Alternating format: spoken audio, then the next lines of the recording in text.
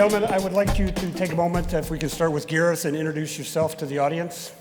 Sure. I'm Gareth Williams. I'm the Director for Advanced Development at Mitsubishi Electric. So we look at how to bring new technologies to our OEM customers in the 2 to 4 year time frame. I'm Brian Hamilton. I'm the General Manager of Grace Note's automotive business. So I'm Gauthier Falconet, a car connectivity specialist in charge of Wi-Fi, Bluetooth, but also all the mirroring, MirrorLink, CarPlay, Android Auto for PSA, Peugeot, Citroën. And I'm also handling all partnerships with app developers from vendors.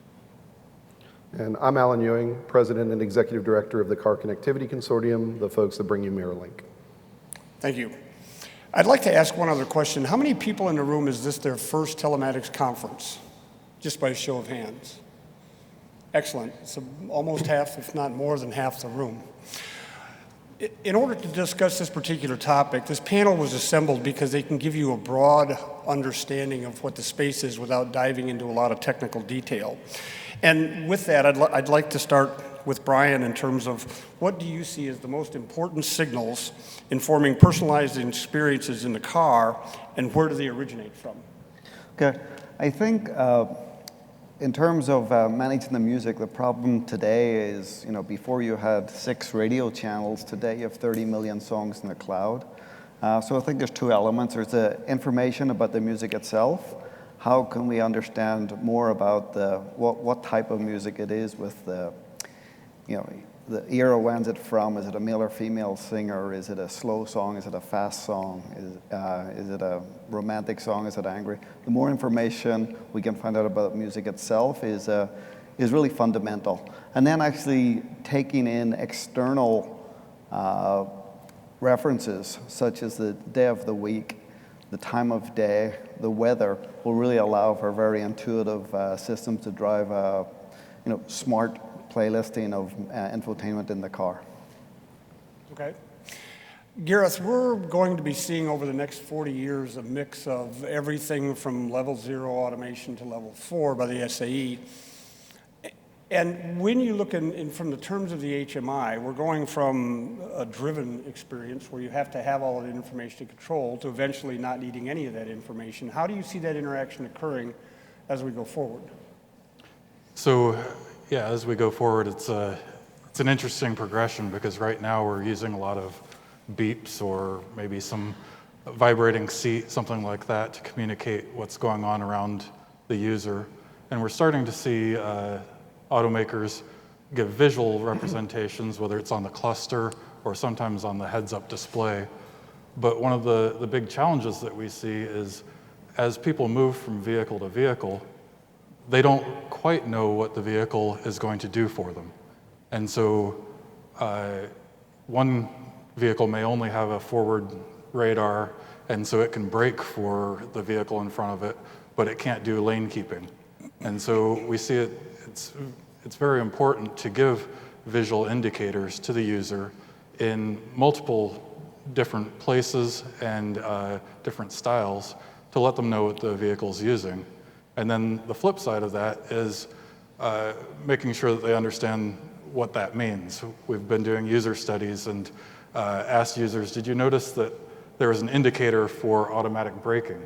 Not a single person saw it, even though it's a big red light on the cluster. Yeah, so sorry, and this is even more important because before you had all HMIs that were modifying how the vehicles, for example, you turn on the lights, you don't modify the behavior of the vehicle. And so when you move from one car to another, if you don't know how to operate, it takes some time to look, but still the car is going to drive, and there is no big issue, and you can still pull out and look around. Okay, here is the light, it's on, and let's go back. But with more and more features that are interacting directly with the behavior of the vehicle, you mentioned automatic braking, but it can be also hill, starting when you start in the hill assistance, and the car being more and more autonomous for the driver in traffic jam, it's very important that the end user has a vision of a visual vision or a way to understand what the car is going to do for him, so that if the car has a behavior he doesn't understand, he can still figure it out and recover from it, because right now it's acting on the vehicle itself, so it's getting critical. Well, Gautier, let's lead on from that answer to another question for you, is that as we grow into more autonomous levels of driving, how has the user experience changed or evolved or adapted? Well, the driving task is more and more, in some aspect it's easier. Some things that were quite complex to do in the past are getting more automated. So, for example, regarding the lights, now if you take a car with the feature, and most of them are, more and more are getting this feature, it's automated, so when it's dark, you don't have to think about this. Whereas in the past, you had to turn it on, oh, I forgot, I put it back off, etc. So this is things that are taken care of for the end user. But these are replaced by other things that the end user has to understand, and I think one way to provide him this feedback is either having a simplified and common way for all car makers to communicate, especially for self-driving. And it's not necessarily self-driving, the car drives itself, but also more autonomous car is a way to provide the features so that the user can understand, and common features of a vehicle, so that easily the user can understand, such as the user can understand he has Bluetooth.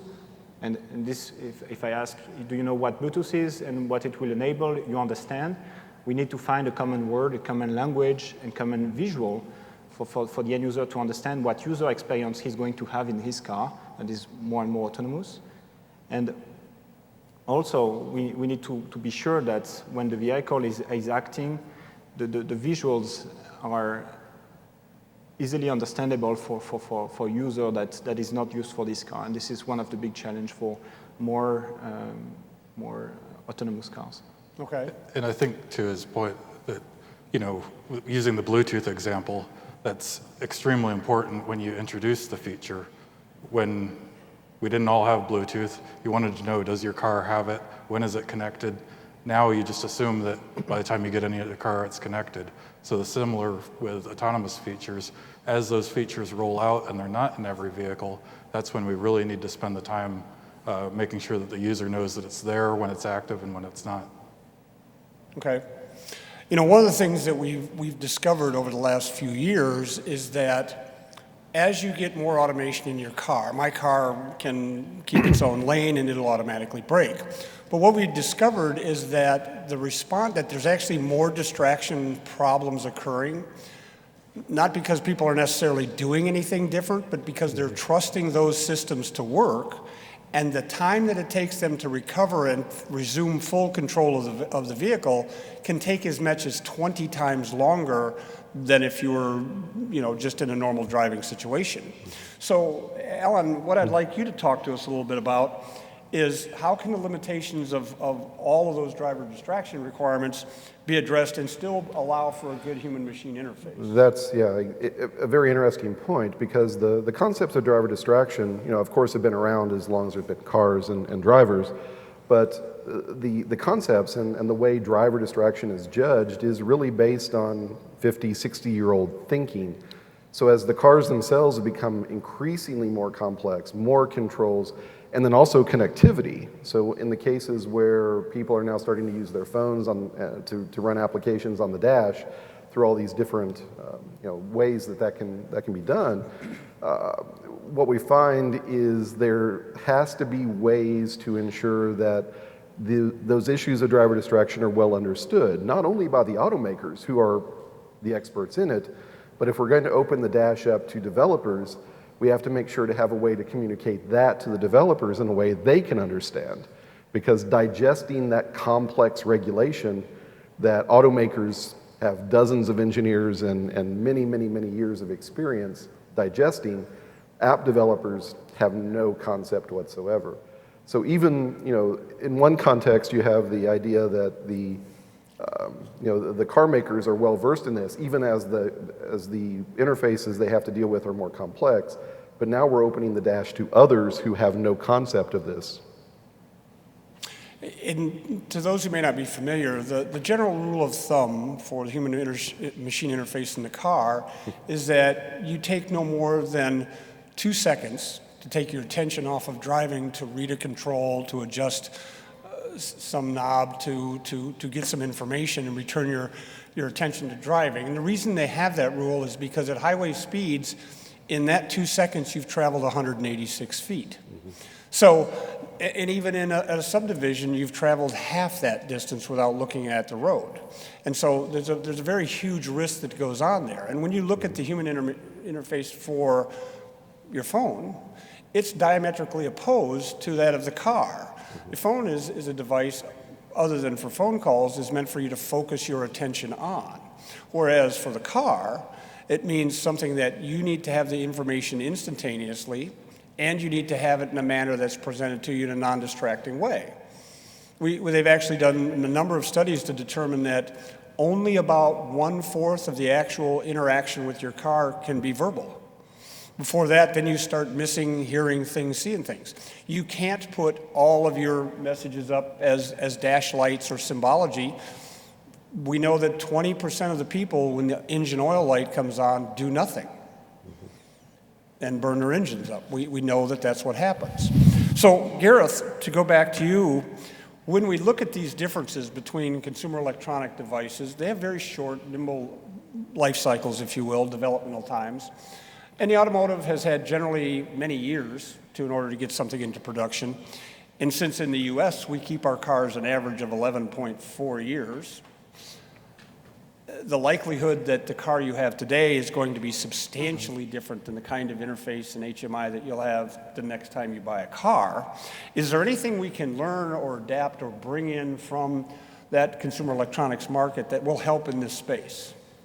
For sure. I think Alan started to touch on it, which is enabling app developers to think in the realm of the automotive.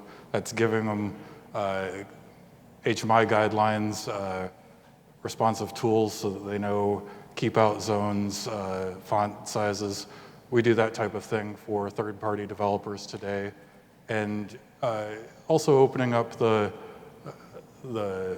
infotainment, when I bring full cockpit experience into that, to more standard technologies so that you don't have to go and get an automotive-specific developer to get that new feature set in.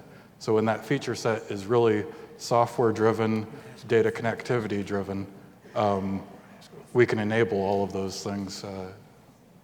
And I didn't warn the panel, but I would like each of you to weigh in on us because I think this is a very important issue. Brian? Yeah, I think if one of the challenges is trying to keep the rich interface for the consumer. If the interface is too safe, I believe the consumer is still going to go into his pocket and go, especially the millennials we were talking about today, and go for something which is really rich, and that's dangerous, especially when we come to music. You can't find a song in one of like a Apple Music Play within 2 seconds. It takes much longer.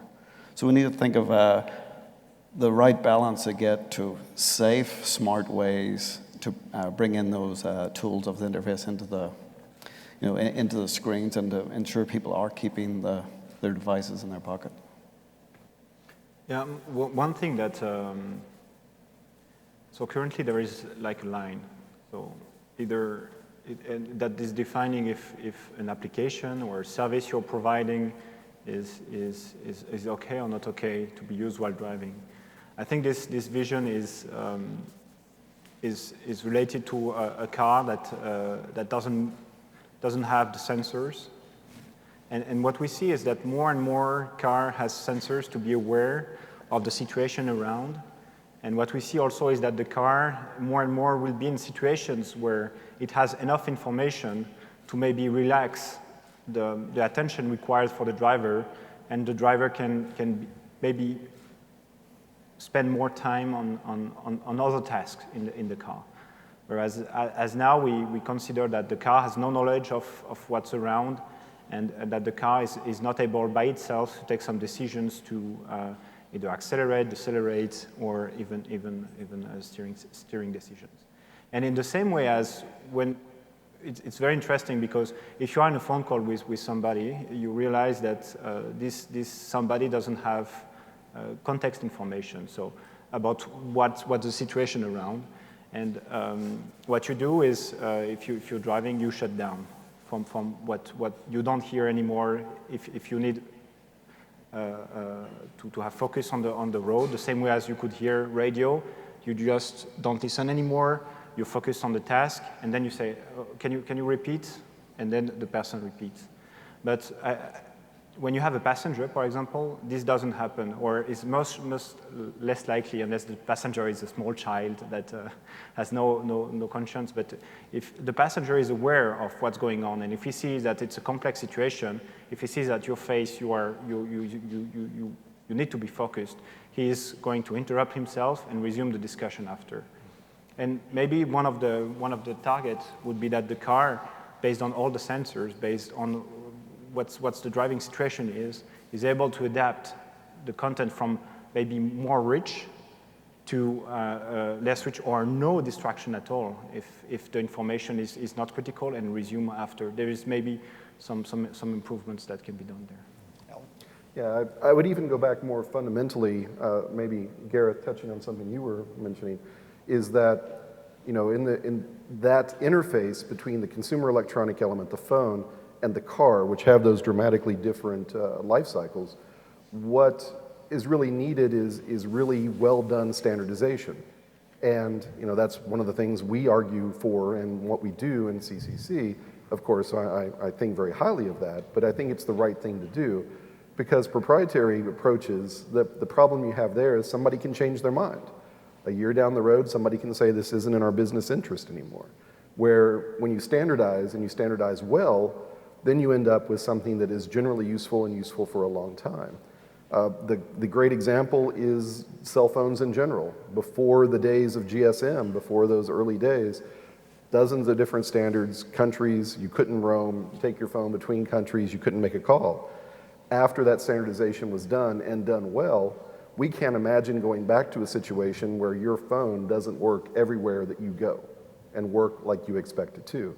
And that's, I think, the situation we have to arrive at here as well. So let's continue on with that. How can the consumer, the driver, how can it be supported by connected services and not distracted? Well, that's the balancing act, right? We have to fight that constantly. But what is done is in the application space. You know, if we go back to that context of the smartphone to the car, what we have to do is allow as much freedom and as flexibility as we can for the app developer to paint on the canvas, but still give them the rules that are in a digested form. So they know what font sizes, they know what color contrast ratios. And it's not something they have to go dive into and discover and you know, learn about. We have to be able to reduce that kind of information to its simplest form. And that's one thing we've done in CCC, is we've taken all those global driver distraction concepts, boiled them down and said, hey, app developer, here you go. If you do this, you have a compliant HMI. And that's one of the efforts. So, Gautier, as an automaker, what kind of user experiences can be delivered to the driver when he's not in the car? So that's an interesting question. So everything that is relevant to the car, I think it's the experience needs to be where the user is. So if the user is at the gym, the user is maybe only wearing his smartwatch. So we need to offer him more experience where his attention is, and we need to offer him relevant experience to know where the car is parked, to prepare also the trip that he's planning to do, and what would be one of the key elements would be to be able to offer outside of the car services that the user can use when he's in the car, or maybe also some car sharing services that he's using outside in the car. That was interesting in previous panels. One guy saying that he doesn't even own the car, and now it's getting more and more the norm that people don't own the car. It doesn't mean that they don't love the car. It just means that for them it would be a temporal car. So offering them services before, to getting used to the car, to set up the car the way they like, set up the destination, and while driving, using the car, and after that recovering some information and preparing maintenance. This kind of user experience, they will be quite good for the end user, because right now most of the experience in most of the cars are started when the user come and press the start button, and stops when the user shuts the door. Brian, I'd like to ask you a question, and then I'd like all of the other panelists to weigh in on this as well. We're starting to see the ability to personalize your infotainment services that you want in your car. Where do you see that going? How do you see that evolving? Yeah, so I think I mentioned earlier about artificial intelligence starting to really, predict what you want, and that actually ties into, outside the car and inside the car. I think everything happens in a timeline during the day. Let's just start to learn that. If I'm behind schedule or if I'm ahead of schedule, the car should adapt to that. So if I started listening to the news in the house, I get into the car, it should know that I want to finish listening to the last 2 minutes of the news before I get my music. Long term, as we, I think the first one to say autonomous driving,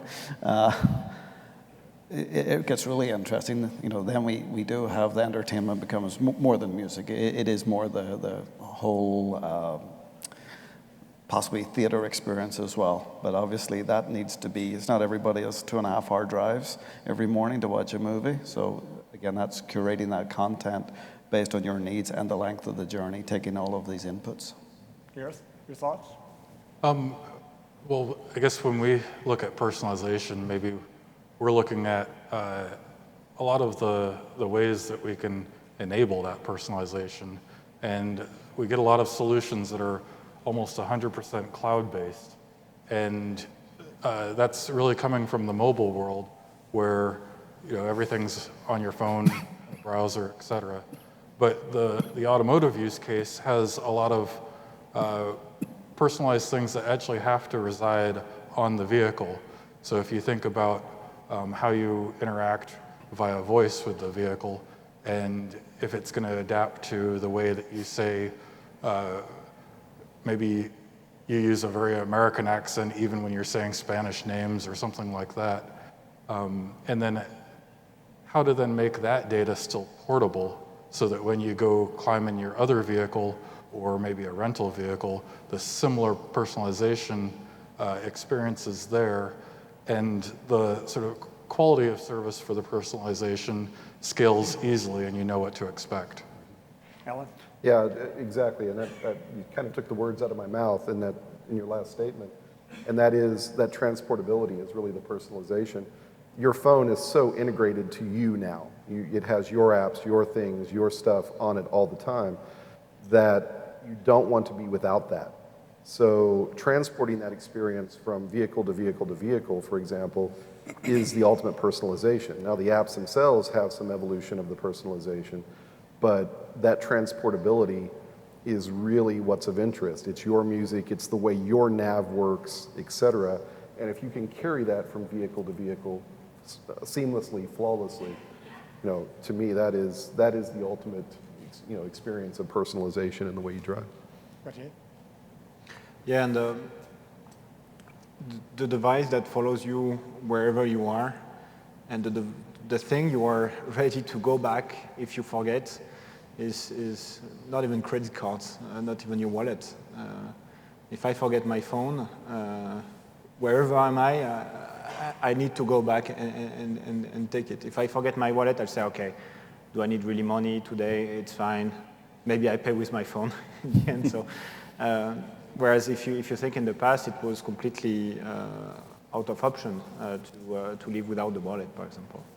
And the device that needs to be more and more integrated, and this is where solutions such as Mirrorlink is one of the way to integrate the phone experience and integrate the phone content inside the car. It's really one of the way to continue this experience, and maybe it needs to go further with more and more integration. Your profile being carrying on the phone and pushed to the car when you enter into a new car. And understand, as more and more personalization occurs, as more intelligence is brought into the vehicle, your vehicle now becomes a repository of a lot of personal information. It may have payment information for tolling. It may have if it's tethered to your phone, it may have access to the information that you store on it.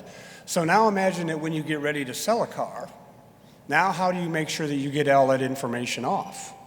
They can't even get all the information off of your phones, which is why I never donate them, because there is some personalized information still on your phones.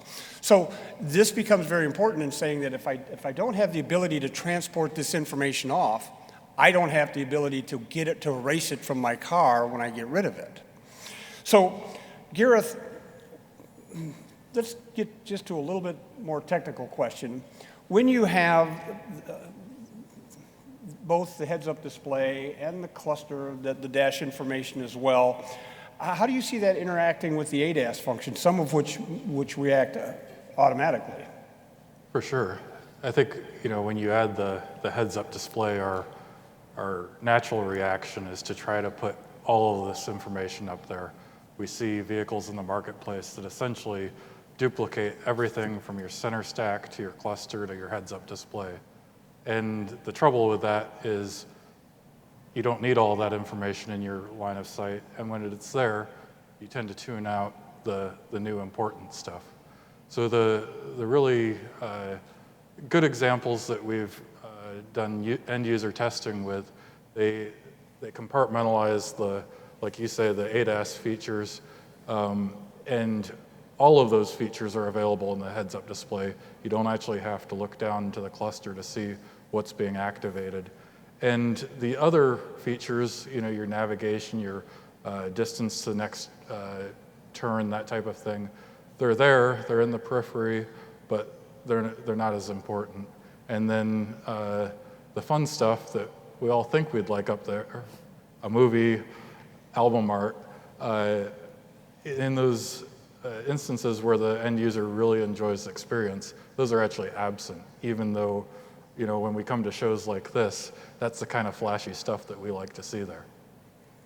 We have 2 minutes left. Is there a burning question before I make some closing statements? We wore them down. Okay.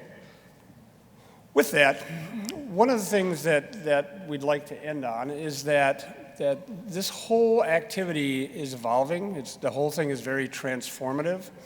We have a situation, imagine if you're a car maker, and Mary Barra at CES in January, when she announced the Bolt, she made an extremely important announcement that no one picked up on.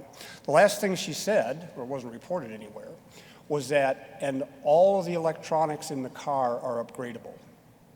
So now you've got a very interesting situation, because now you've got the ability to say that I'm going to have to, in order to do that, I'm going to have to do many things. It has a lot of value for the consumer, because he can keep his car to be of a more valuable object as he keeps it over the decade or more that he keeps it. But now you're going to have to manage the software. You're going to have to manage how those devices interact with the HMI. There are changes every year to how GM's Q works and to how Ford's interfaces and how all the automakers, because they make them better. They make improvements. They follow the needs for it. So now your car is going to be keeping a lot of your personal information that you want to get. Now you're going to be able to upgrade vehicles with upgrade components in it so that it becomes more current each time that you have it.